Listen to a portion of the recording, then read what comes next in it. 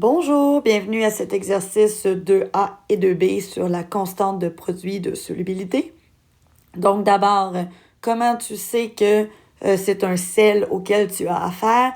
Eh bien, tu comprends que c'est la constante de solubilité et donc à chaque fois que tu vois le concept de KPS, tu comprends que ce sera un sel à dissoudre dans l'eau.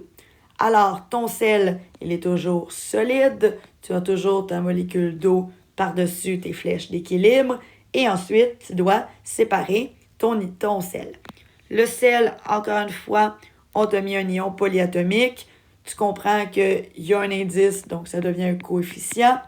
Le Li est un alcalin, donc famille 1 plus 1. Il est aqueux parce que c'est dans l'eau. Et ensuite, le PO4 3- c'est glissé à gauche dans la mise en page. On va le réécrire tant qu'à y être. Donc, PO4 3- aqueux sera notre ion polyatomique. Encore une fois, tu comprends que ici, c'est parce que tu as 3 plus, 3 fois un ion positif. Et donc, ici, tu as une seule fois moins 3. Donc, plus 3 moins 3, ça donne une charge globale nulle. Ensuite, tu fais ton tableau. Le tableau commence avec des zéros parce que tu n'as pas de produit au départ. Cette case-ci est nulle parce qu'encore une fois, tu as des solides, donc aucune concentration. Et là, le pépin est que tu constates que tu n'as pas de valeur de variation ni de valeur finale. Par contre, ce que tu sais, c'est qu'à chaque fois que tu vas perdre côté réactif, tu gagnes côté produit. Et non seulement tu gagnes côté produit, mais à cause des coefficients, tu comprends que ici, tu vas avoir une variation qui est de 1. Et ici, tu comprends que tu vas avoir une variation qui est 3 fois plus grande que celle de ton ion polyatomique, puisqu'il y a un coefficient de 3. On bâtit l'expression du KPS, donc c'est du LI. Il y avait un coefficient de 3, donc on met un exposant de 3. Et il n'y avait pas de coefficient pour le PO4 3-, donc on met rien. On nous donnait la valeur du KPS déjà.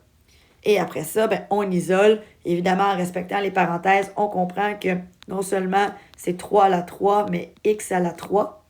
Mathématiquement, 3 à la 3 nous donnera 27. Et après ça, on sait que x à la 3 plus x à la 1, ça fait x à la 4. On pitonne sur la calculatrice et on trouve qu'on aurait une valeur de 3,3 fois 10 à la moins 3 mol.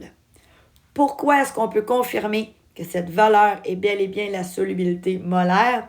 C'est que le x qu'on a trouvé, c'est vraiment la valeur associée à un coefficient qui est de 1.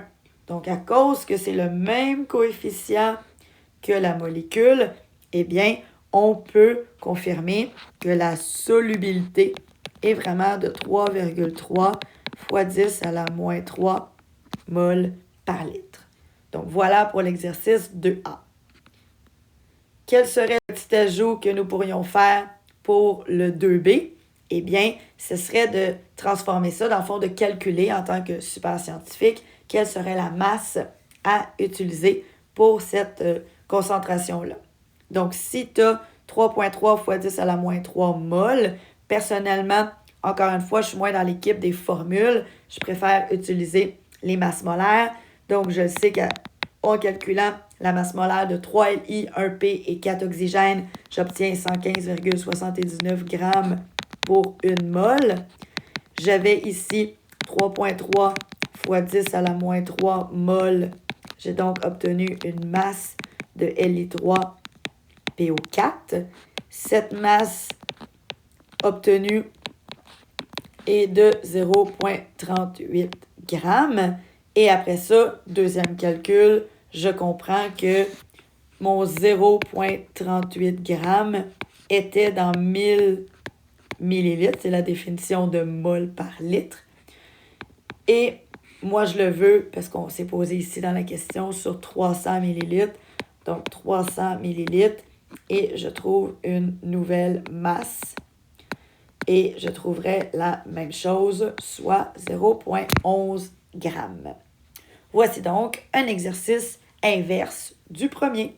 Je te souhaite une excellente fin de journée.